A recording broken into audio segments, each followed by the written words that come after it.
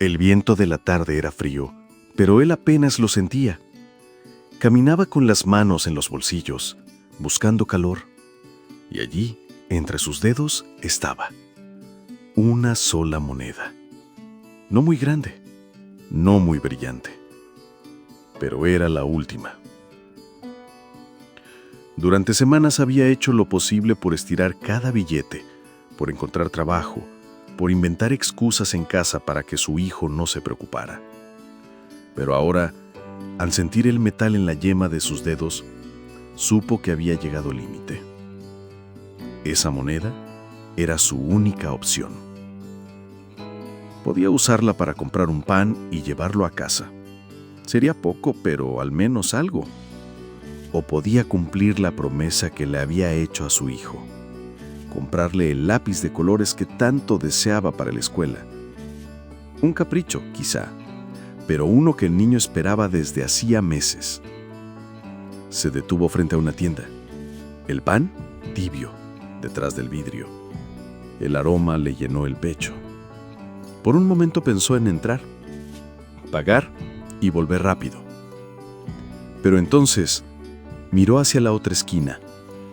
Ahí estaba la pequeña papelería con un cartel escrito a mano: ofertas de útiles escolares.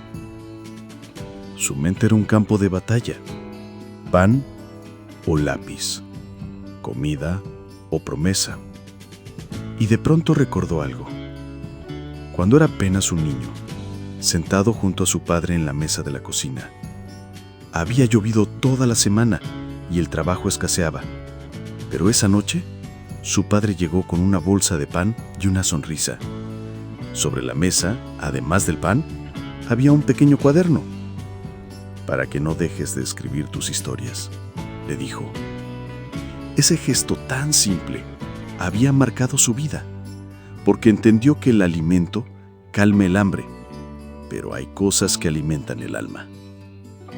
Suspiró y caminó hacia la papelería. Entró. El dependiente lo saludó con una sonrisa cansada. En un estante casi escondido, encontró el lápiz. Tenía la punta roja y el cuerpo de madera con dibujos, exactamente como su hijo lo había descrito.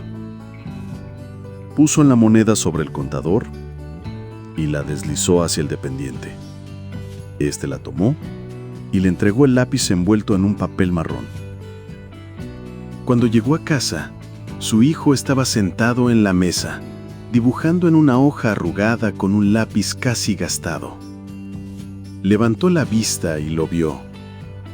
El hombre le extendió el paquete. El niño lo abrió y al ver el lápiz, sus ojos brillaron como si le hubieran entregado un tesoro. «Papá, es igual al que te dije». El hombre sonrió, pero no dijo nada. Se sentó junto a él y lo observó dibujar, como si el mundo se hubiera detenido. Esa noche no hubo pan en la mesa, pero el niño dibujó hasta quedarse dormido. Y el hombre, en silencio, supo que había hecho lo correcto, porque ese lápiz no solo serviría para hacer dibujos, sería una herramienta para soñar, para crear, para aprender que incluso en la escasez se puede cumplir una promesa. Con el tiempo, llegaron días mejores.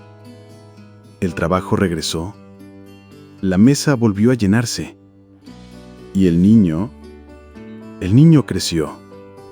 Un día, ya adulto, le llevó a su padre un regalo envuelto en papel marrón. Al abrirlo, el hombre encontró un cuaderno nuevo y un lápiz rojo. «Para que no dejes de escribir tus historias», le dijo con la misma frase que él había escuchado años atrás. En ese momento entendió que los gestos que nacen del corazón se multiplican, que las decisiones pequeñas, tomadas con amor, pueden atravesar generaciones, y que a veces la última moneda no se gasta, se siembra.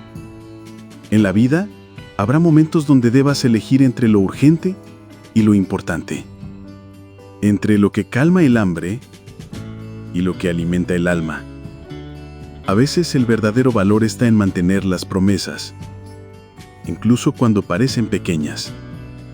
Porque las promesas cumplidas enseñan más que 1000 discursos y dejan huellas que el tiempo nunca borra.